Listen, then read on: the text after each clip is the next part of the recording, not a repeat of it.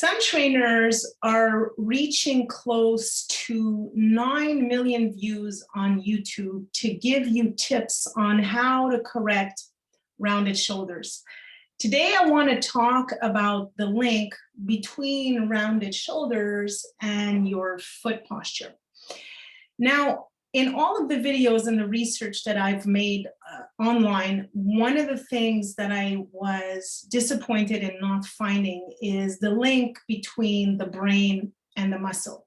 The most conventional way to look at rounded shoulders, from what I could find out there, is the assumption that muscles are tight and others are too weak to bring the shoulders back. Now, although this reality is true when we're looking at someone that has rounded shoulders, it doesn't take into account the underlying reason. It's actually looking at the problem. The problem is the fact that the pecs may be too tight, that the back may be too weak, but it is not the cause. So one of the main things, or mistakes, I should say, that is being done in the fitness industry is that the symptom then becomes the problem. And then we start to create a system around that symptom that is considered to be a problem. And that is a great misconception in my opinion. So the link between rounded shoulders and your feet is what we're going to be discussing this Sunday afternoon. I hope that you guys are having a great time wherever you're at. And in order to understand or grasp this concept as best as you can, I want to give you a visual of how your brain actually processes sensory input. So the number one thing to grow your brain is proprioception. Proprioception may seem like a fancy word. What proprioception simply means is that your brain needs to feel where your body is in space. So when we're talking about the foot, solely looking at the foot, we are talking about muscles and joints and ligaments, all of which send sensory input to your brain. Your brain then picks up on this information, analyzes the information, and sends down a motor command for you to move. Now, here's the thing. If the weight-bearing surfaces on your feet is asymmetrical, if they're uneven, and I've done previous videos about this, so on how you can actually test your foot posture, and I'll post them in the description below. You can also see them on my YouTube channel at Posturepro.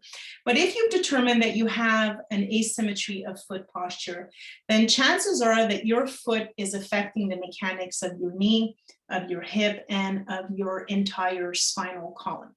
So in essence, what I'm suggesting is that the position of your foot can actually influence the position of your spine and can certainly affect or create the illusion of having rounded shoulders.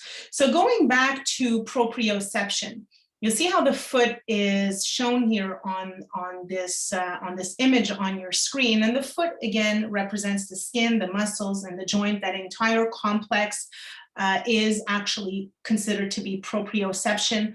But there's also the way that your eyes are tracking the environment and your inner ear. We're really not going to get into that in today's talk, but we've done previous videos on this as well. And this is certainly what we teach in the Posturepro method.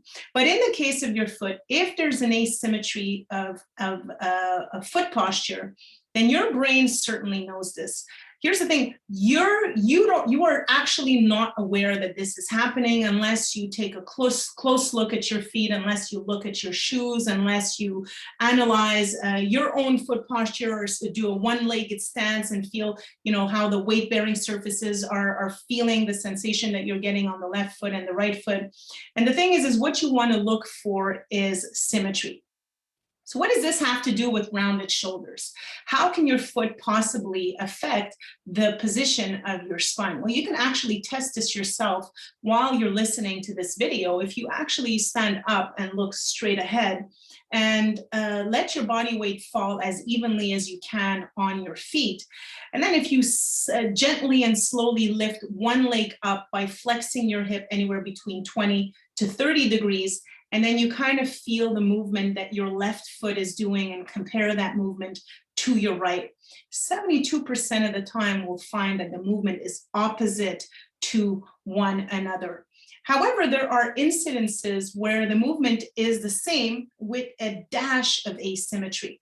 And what I mean by that is a pronated foot, a collapsing of the midfoot, which is the midfoot moving inwards, will create an internal rotation of the tibia, an internal rotation of the femur, and a posterior compression on the acetabulum, which will bring your pelvis forward and which will rotate your shoulders forward. Now, don't confuse rounded shoulders with a forward head posture, although when we do look at someone who has an advanced rounded shoulders and who has lived with this condition for many years, you may also see the forward head posture along with the rounded shoulders. So the main thing to retain, or the main problem, is that most fitness trainers and gurus out there are really looking to treat a muscle imbalance. They're looking at this from a muscle perspective. Not to say that this is incorrect, but it actually is fairly incomplete. Because, as we've said, the brain really is, the descending pathways from the brain are the ones that are going to influence muscle tone.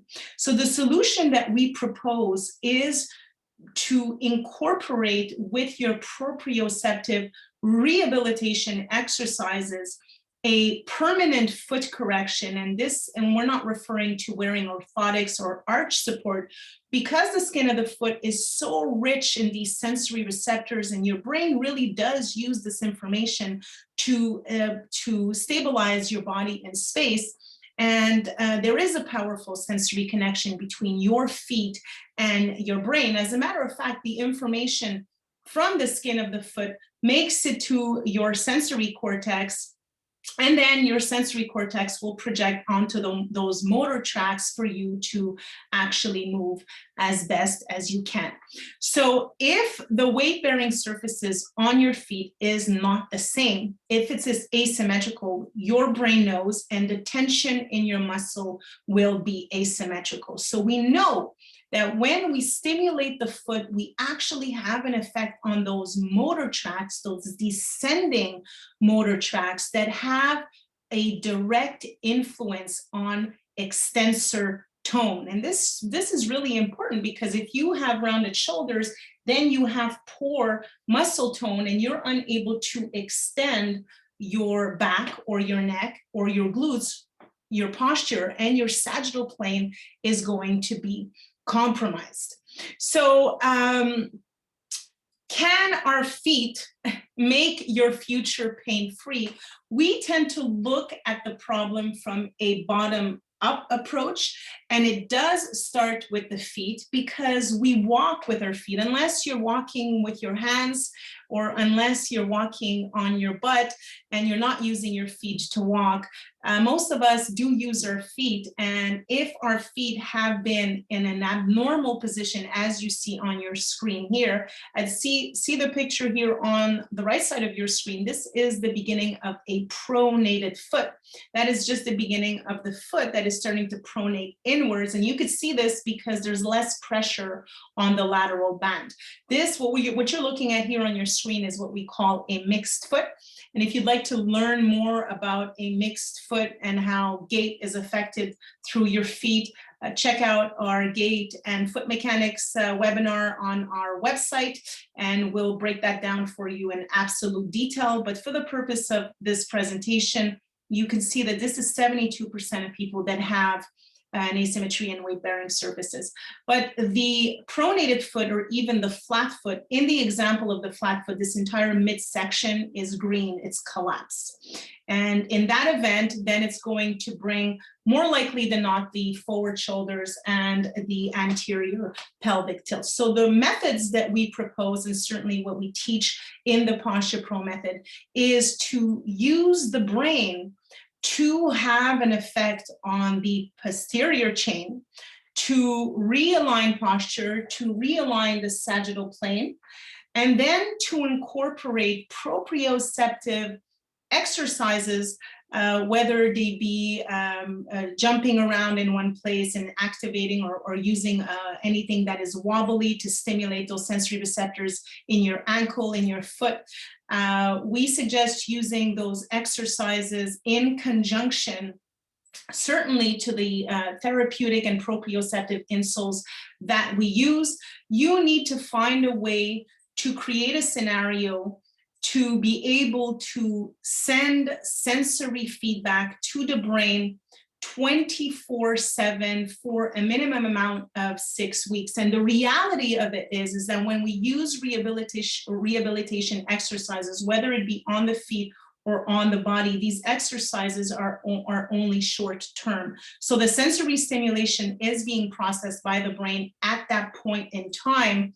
But then when we go back on our feet, which we've established are imbalanced most of the time, then the sensory input from our foot is then going to make it back to our brain, and our brain is going to use that input to make us move. So the solution would be for a certain period of time to change those faulty motor patterns that you have acquired over time.